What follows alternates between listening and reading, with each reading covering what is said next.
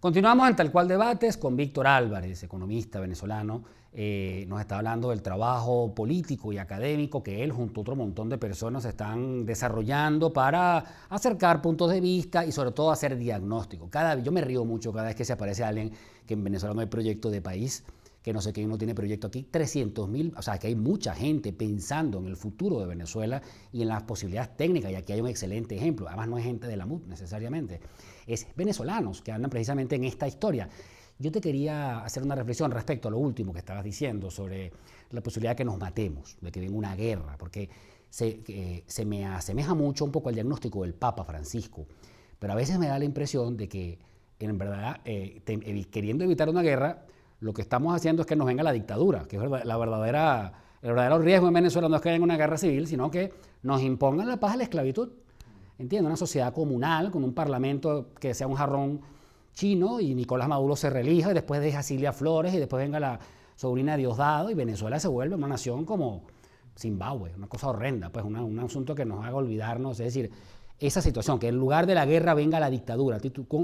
¿Cuál sería tu...? Claro, ese es uno de los escenarios, pues, o sea, que efectivamente al final se teja una trampa, ¿no?, de tal magnitud que termina envuelta en un papel regalo, ¿no?, de una constituyente que destroza el Estado republicano, crea un Estado dictatorial o autoritario donde el poder queda concentrado en una persona, en una nomenclatura cerrada que sencillamente conculca todas las posibilidades de soluciones democráticas y pacíficas. Ese es un escenario, ¿no? Otro escenario es el de la salida clásica de fuerza por la vía militar, pues, ¿no?, que también está planteada, y que lo más terrible de esto es que en el imaginario del país esa tesis empieza, es que aquí hace falta es una solución de fuerza, pues aquí hace falta es que se ponga orden, pues aquí hace falta es acabar con este bochinche. Entonces son esas ideas, ¿no?, que empiezan a fermentar. Pero lo que pasa es que hay que evitar que corran fuerza. A veces pasa que los que orquestan el bochinche de pronto parece que son los de las Fuerzas Armadas.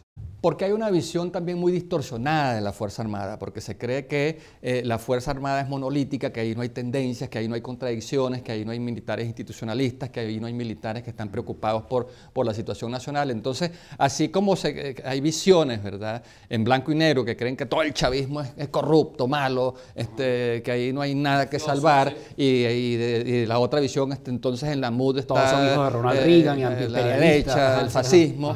O sea, esas visiones tan simplistas, ¿no?, que no ayudan a ver los matices que hay, las posibilidades de tejer nuevas alianzas, de reagrupar gente que lo que está pensando es, pues, por encima de todo, en el interés nacional. Entonces, justamente a esa visión tan maniquea es a la que uno se opone, pues, porque uno empieza a ver posibilidades de acuerdos, posibilidades de alianza, claro, y de hecho estamos trabajando justamente en eso. Hay preocupaciones sobre los distintos problemas del país donde hay muchísimas coincidencias. Sobre el tema de la Fuerza Armada, fíjate, claro, uno ve a Vladimir Padrino, que es el responsable político de la Fuerza Armada en este momento, tiene un buen tiempo en esto ya, no solo ejerciendo esta represión como delegada, sino además que en este marco, donde los militares han administrado pues, un montón de dinero y se metieron en la política y deberían asumir las consecuencias de lo que administraron, porque el Estado venezolano está terriblemente mal, ver que en lugar de cumplir y hacer cumplir la Constitución, que es lo que lo manda, no dar un golpe, sino cumplir y hacer cumplir la Constitución y respetar a la Asamblea Nacional,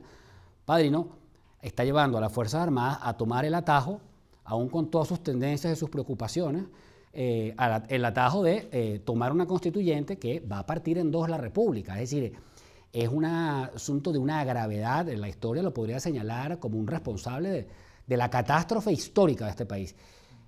Yo te pregunto, en este marco, ¿cuál es tu interpretación de lo que está pasando en la Fuerza Armada?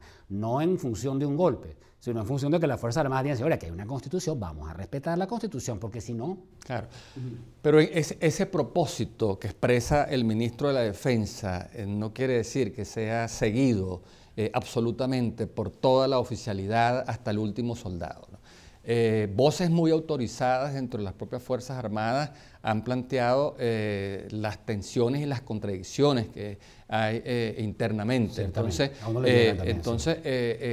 justamente eso es lo que hay que saber identificar y ver, porque solamente de la complementación de esas capacidades, de esos recursos, de esas fuerzas en el mundo civil, en el mundo militar, es donde van a surgir ese nuevo pacto social, ese nuevo acuerdo nacional, ¿no? Que aísle a estos factores extremistas, que aíslen a aquellos que sienten un gran peso, una gran responsabilidad encima, que la historia no se las va a perdonar y que por eso se aferran al poder, porque saben que la única alternativa que les espera es un juicio ante la historia, la única alternativa que les espera es una condena. Entonces, cuando esas personas, esa nomenclatura que se ha enquistado en el poder, tiene sobre sus hombros esa carga histórica, sabe que la única opción que le quedan son las rejas, se aferran al poder. Entonces, pero eso es una nomenclatura muy reducida que cada vez expresa menos el sentir nacional,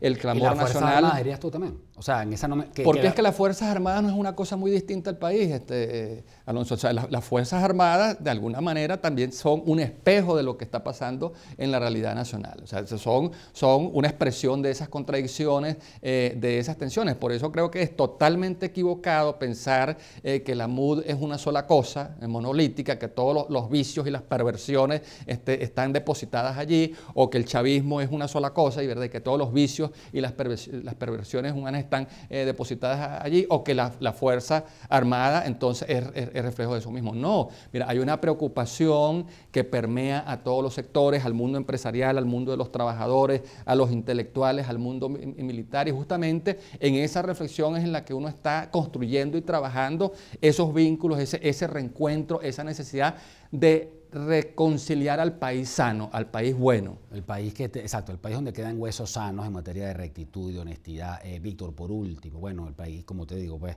es muy difícil saber qué va a pasar. Yo no te puedo poner aquí a adivinar, como a veces lo ponen a uno a adivinar, pero sí quisiera preguntarte si te parece que la situación es estática o fluida, si el país va a poder detener esta asamblea o no, porque es que podría no poderlo, y entonces se encabalga más la crisis, se complejiza todo, seguirá habiendo opciones políticas en una situación que es muy fluida, pero yo quisiera preguntarte cómo te estás imaginando pues, el mes y medio que queda. Quedan muchas cosas por pasar todavía. Bueno, es un mes y medio muy, muy intenso, ¿no?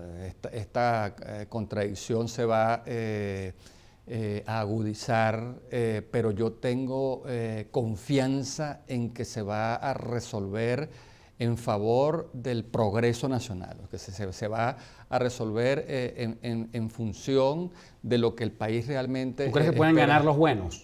Yo apuesto a eso, trabajo ¿Ganan los buenos eso. o ganan los canallas? Si yo estuviese, mira, doblegado por el pesimismo, ni siquiera hubiese aceptado la invitación para el programa, ¿no?